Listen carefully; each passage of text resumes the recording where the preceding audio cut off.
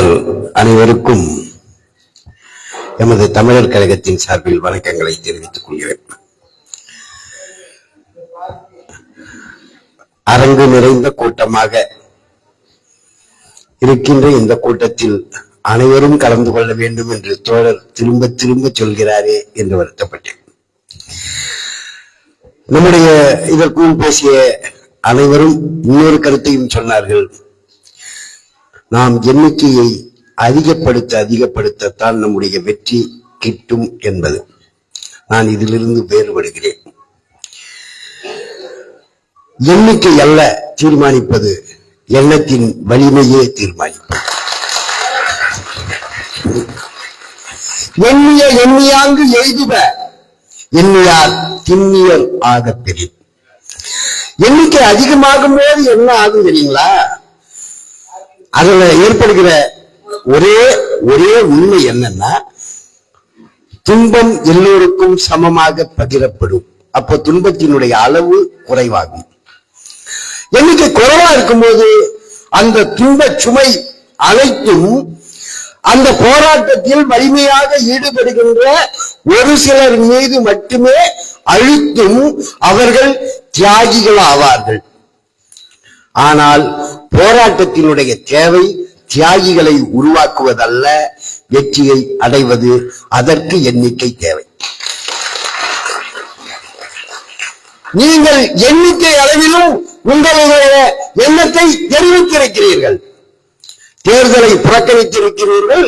இந்த வாக்குச்சாவடியில் வெறும் 8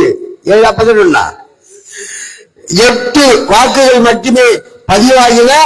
அவையும் அரசு ஊழியர்களுடைய வாக்குகள் என்கிற நிலையிலே ஒரு ஊரே இந்த கழிவு மீன் ஆலைகளுக்கு எதிராக ஒட்டுமொத்தமாக தேர்தலை புறக்கணித்திருக்கிறது.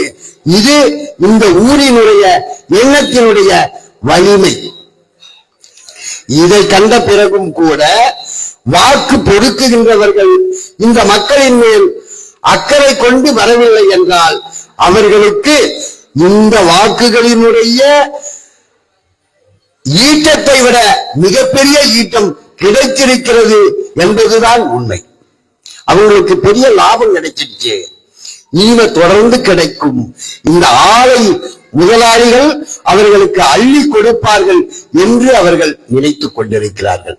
ஆனால் நம்முடைய போராட்டம் அப்படி விட்டுவிடுவதாய் இல்லை என்பதைத்தான், ஈகம் செய்தேனும் வெற்றியை ஈட்டுவோம் என்பதைத்தான் தோழர் சங்கினுடைய இன்றைய பேச்சு உணர்த்துகிறது. உயிரையும் கொடுப்பதற்கு அநியமாக வேலை போனா சலுகை போனால் போகட்டும், என் அலுவல் போனால் போகட்டும், தலைமுறை 1 கோடி கண்ட என் தமிழ் விடுதலை ஆகட்டும் என்று பாவேந்தர் சொன்னார். அதே உணர்வோடு நம்முடைய தோழர் அவர்கள் இன்றைக்கு உயிரையும் கொடுப்பதற்கு தயார் இருக்கிறார். உயிரை கொடுத்துதான் இந்த கழிவு மீன் ஆலைகளை அகற்ற வேண்டும் என்கிற நிலை பெயரிலேயே இடதுசாரி என்பதை யாரும் உணர்ந்து விட மாட்டார்கள். நான் உணர்ந்தேன் என்று அவர் சொல்கிறார். அவரது பெயரே அதை உணர்த்துகிறது. பகத்சிங் என்ற ஒரு இளைஞன், இடதுசாரி இளைஞன், இந்திய விடுதலை போராட்டத்திலே ஈடுபட்டு 22 வயதில் தூக்கு தண்டனை அடைந்தான். அவன் படித்துக் கொண்டிருந்த கடைசியில் படித்துக் கொண்டிருந்த புத்தகம் லெனின் எழுதிய போரும் அரசும் புரட்சியும் என்கிற புத்தகம் என்பதை அறிந்த ஒவ்வொருவருக்கும் இளம் பகவத் என்னவாக இருப்பார் என்பதை தெரியும். ஏன்னா இளம் பகவத் என்று பெயர் சூட்டுவதற்கு அந்த தந்தைக்கு எந்த உணர்வு இருந்திருக்கும், அந்த பெயர் தாங்கிய இவர் எப்படி வளர்ந்திருப்பார் என்பதை தான் அவரது அடுத்த கூற்றுகள் எல்லாம் நமக்கு காட்டின. என்ன காட்டினது? அவர் நேர்மையானவர், அதிகம் படிக்கக்கூடியவர், அறிவாளி. அவர் அறிவாளி, நேர்மையானவர். ஆனால் அதிகாரத்திற்கு அடங்கி கிடக்கிறார். அவர் கைகளிலே கண்ணுக்கு தெரியாத விலங்கு பூட்டப்பட்டிருக்கிறது. அந்த விலங்கு எப்போ உடையும் தெரியுங்களா? நம்முடைய கூட்டு முயற்சி, நம்முடைய போராட்டத்தினுடைய வலிமை அவர்களை அசைக்கும். நம்முடைய போராட்டத்திற்கு பெரிய பெரிய அரசியல் கட்சிகள் எல்லாம் ஆதரவாக இல்லையே என்று நீங்கள் வருத்தப்பட வேண்டாம். பெரிய கட்சி எல்லாம் ஆதரவாக வருவார்கள். எப்ப வருவாங்க தெரியுங்களா? வந்தாங்க. எந்த ஊர்ல ஒரு 10 பேர் நின்று போராடினாலும் உடனே ஒருத்தர் ஓடி வருவார், நானும் உங்களுக்கு ஆதரவு என்று சொல்வார். இந்த போராட்டம் நாங்கள் முன்னெடுக்கிறோம் என்பார். நீட்டா நாங்கள், கதிராமங்கலமா நாங்கள், மீத்தேன் எதிர்ப்பு நாங்கள் தான் செய்யறோம் வாங்க அப்படின்ட்டு போராடுகிற மக்கள் பக்கமே நிற்கின்ற ஒரு தலைவர் இருக்கிறார். அவர் இன்றைக்கு முதலமைச்சராக இருக்கிறார். அந்த கட்சி எப்போதும் மக்கள் பக்கமே நிற்கணும்னா அவர்கள் எப்போதும் எதிர்கட்சியாகத்தான் இருக்க வேண்டும் என்பதனால் வருகிற தேர்தலில் நீங்க எந்த பக்கம் நிற்பீங்க, இதே மாதிரி தேர்தலை புறக்கணிக்க போறீங்களான்றத நீங்கள் முடிவு செய்து கொள்ளுங்கள். தேர்தல் புறக்கணிப்பது என்பது ஓர் அரசியல், அது நம்முடைய எண்ணத்தை வெளிப்படுத்துகின்ற அரசியல். அவங்க கணக்கு வேறவா இருக்குது. இப்படி நீங்கள் தேர்தலை புறக்கணித்தால் எங்களுக்கு நல்லது, நீங்கள் தேர்தலிலே பங்கெடுத்து எதிர்கட்சிக்கு வாக்களித்தால் எங்களுக்கு கெட்டது என்று நினைத்துக் கொண்டிருக்கிறார்கள். நீங்க அந்த முடிவில் நாங்கள் தலையிடவில்லை. ஆனால் நம்முடைய வலிமையை நாம் உணர்த்தி விட்டோம்.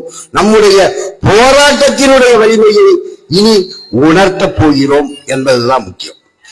இந்த ஓராண்டு நம்முடைய வலிமையை நாம் உணர்த்தி இருக்கின்றோம். நம்முடைய போராட்டம் எத்தகையதாக இருக்கும் என்பதை இந்த ஓராண்டிற்கு பிறகான தோழர் சொன்ன மாதிரி பொறுமை பொறுமை என்று எத்தனை காலம் நாம் பொறுத்துக் கொண்டிருப்பது.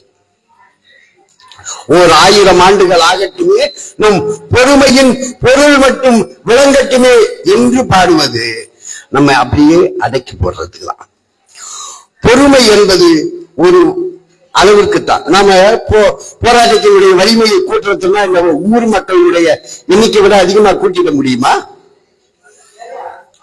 இந்த ஊர் மக்களுடைய எண்ணிக்கையை விட இந்த போராட்டத்திற்கு வலிமை சேர்த்து விட முடியாது. ஏனென்றால் இந்த சிக்கல் ஓர் உள்ளூர் சிக்கல். 3 பக்கமும் கழிவு ஆலைகள் நம்மை சூழ்ந்து விரட்டி கொண்டிருக்கிறது. பக்கத்து வீட்டுக்காரனுக்கு அதை பற்றி கவலை இல்லை. பக்கத்தூர்காரர்கள் நம்மை பார்த்து இரக்கம் கொள்ளலாம், நம்முடைய போராட்டத்தை ஆதரிக்கலாம், ஆனால் பங்கேற்பதற்கு வாய்ப்பில்லை. ஆக நம்முடைய ஆள் எண்ணிக்கை பலத்தை நாம் ஏற்கனவே காட்டிவிட்டோம். இனி நம்முடைய போராட்டத்தினுடைய வலிமை, அதிலே நாம் காட்டுகின்ற திறமை, அவர்களை இனிமே அவர்களுக்கு இழப்பை ஏற்படுத்துவது என்பதுதான் நம் மீது அவர்கள் காட்டுகின்ற எதிர்வினைக்கு சரியானதாக இருக்கும். அப்போ நாம் என்ன வகையிலான போராட்டங்களை எடுக்க போகிறோம் என்பதை நாம் முடிவு செய்ய வேண்டும். அதிலே அந்த முடிவிலே நாம் உறுதியாக இருக்க வேண்டும். நான் ஏற்கனவே சொன்னது மாதிரி எண்ணிய எண்ணியாங்கு எய்துப எண்ணியார் திண்ணியராக பெரிய. நம்முடைய எண்ணத்தின் வலிமை நம்முடைய வெற்றியை விரைவில் கொண்டு சேர்க்கும். அப்படியான உங்களின் அத்தனை போராட்டங்களிலும் எமது தமிழர் கழகம் துணை நிற்கும். ஓடோடி வருவோம். எத்தனை வேலை இருந்தாலும் உண்மையில் இன்றைக்கு நான் இங்கு வரவே முடியாது. தோழர் சொன்னது 100% உண்மை. வரவே முடியாது, ஆனால் வந்தே ஆக வேண்டும் என்று முடிவு செய்து வந்திருக்கிறோம். இதே போன்று நீங்கள் நடத்துகின்ற அத்தனை போராட்டங்கள், நாங்கள் ஏற்கனவே 3 முறை இங்க வந்தாச்சு. காஞ்சிபுரத்திலிருந்து 3 முறை வந்தாச்சு. இது 3வது முறை. இனியும் நீங்கள் நடத்துகின்ற போராட்டங்களில் நாங்கள் வருவோம். நீங்கள் எங்களுக்கு வந்தீர்கள். நாங்கள் தமிழ் வழியில் தமிழிலே பெயர் பலகை வேண்டும் என்று போராடி சிறையிருந்த போது நீங்கள் சுவரொட்டியை அடித்தீர்கள். அந்த சுவரொட்டியை பார்க்கல, சுவரொட்டியினுடைய சொற்றொடர்களை தோழர் நமக்கு அனுப்பி வைத்திருந்தார். ஆக இப்படி போராட்டங்கள் வழியாக நாம் ஒன்றிணைகின்றோம். இந்த போராட்டத்திற்கு பொட்டல் கழிவு நீர் ஆலைகள் அகற்றப்படும் வரை நடைபெறுகின்ற போராட்டத்திற்கு தமிழர் கழகம் துணை நிற்கும் என்று கூறி விடைபெறுகிறேன். நன்றி, வணக்கம்.